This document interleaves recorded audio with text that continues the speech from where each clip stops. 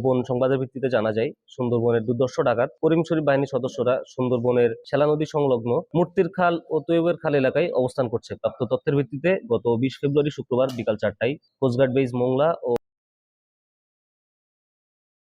পরিচালনা করা হয়। অভিযান চলাকালীন উক্ত এলাকা হতে 4টি একনলা বন্দুক, একটি দেশীয় 1 শটার গান, 10 রাউন্ড তাজা গোলা, 17 রাউন্ড তাজা কার্তুজ ও 10 রাউন্ড ফাঁকা কার্তুজ সহ সুন্দরবনের দুর্ধর্ষ ডাকাত করিম শরীফ বাহিনীর এক সক্রিয় সদস্যকে আটক করা হয়।